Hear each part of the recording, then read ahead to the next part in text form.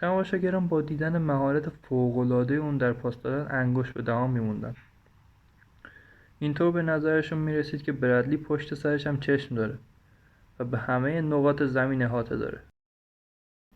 بیل برادلی متولد سال 1943 در سن 10 سالگی عاشق بسکتبال میشه. یک مزیت اون که نسبت به همسن و سالاش داشت این بود که قد بلندتری داشت، ولی به جز این هیچ استعداد خاصی در بسکتبال نداشت. سرعتش کند بود و حرکاتش ناشیانه به نظر می رسید.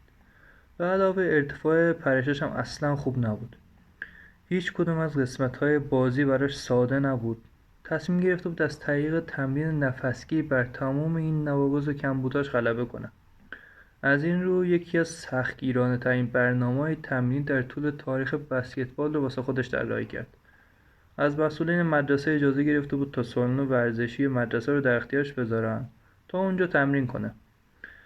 به خاطر همینم تصمیم گرفت برنامه منسجم واسه خودش بریزه. هر روز بعد مدرسه، همینطور روزهای یکشنبه 3.5 ساعت و شنبه ها 8 ساعت تمرین و در طول تابستان هر روز 3 ساعت تمرین باید میکرد.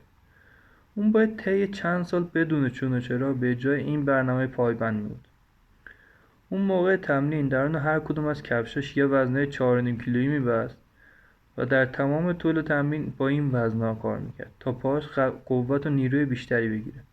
و وقتی وزن‌ها رو باز میکرد احساس آزادی عملی بیشتری داشت و در نتیجه پرش‌های بلندتری انجام میداد.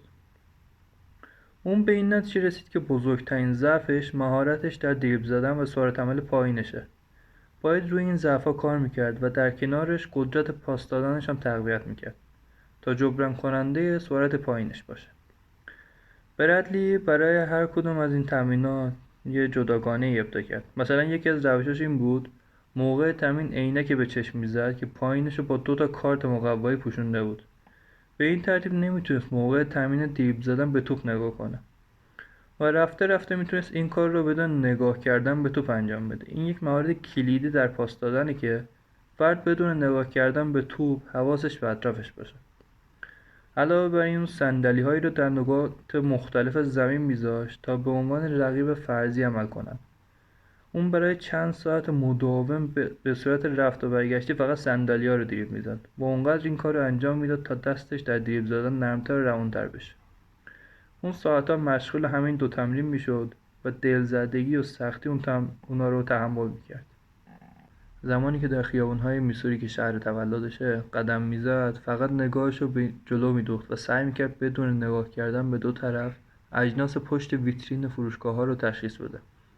اون بدون استثنا هر بار که از خیابون رد میشد این تمرین انجام میداد. تقویت این مهارت باعث افزایش میدان دیدش میشد، طوری که کمک میکرد در زمین بسکتبال محدوده وسیع‌تری زیر نظرش باشه.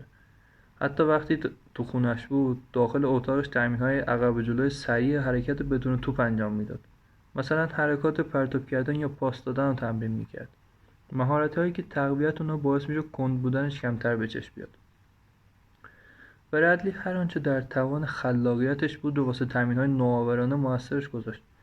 یه بار به همراه خانواده‌اش با یک کشتی اقیانوس‌پیما راهی مسافرت به اروپا شد.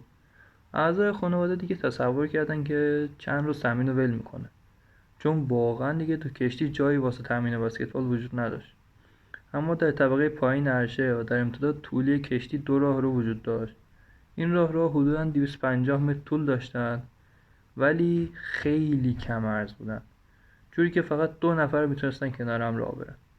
بیل به فکرش رسید که این بهترین موقعیت واسه تمرین دریبل سرعتیه، به طوری که همزمان تسلط و حفظ توپ بالایی هم داشته باشه.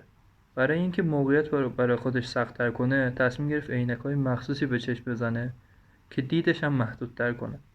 روزی چند ساعت دریبل سرعتی از بالا و پایین تمرین میکرد تا اینکه سفر به پایان برسه. برادلی سالهای بعد هم به همین شیوه تمرین کردن ادامه داد و به تدریج خودش رو یکی از مطرح‌ترین ستاره‌های بسکتبال آمریکا کرد. نخست زمانی که در دانشگاه پرینستون دانشجو بود به عضویت تیم منتخب آمریکا درآمد و سپس به عنوان بازیکن حرفه‌ای در تیم نیویورک نیکس در بالاترین سطح رقابت‌های بسکتبال آمریکا به دوران بازیگریش ادامه داد تماشاگران با دیدن مهارت فوق‌العاده اون در پاس دادن انگشت به دهان میموندن. اینطور به نظرشون میرسید که برادلی پشت سرش هم چشم داره و به همه نقاط زمین احاطه داره. بگذاریم از اینکه دریبل زدن قهاری هم بود و در توپخانه‌اش مجهز به انواع و اقسام پرتاب‌ها و حرکات ذکاوتمندانه بود.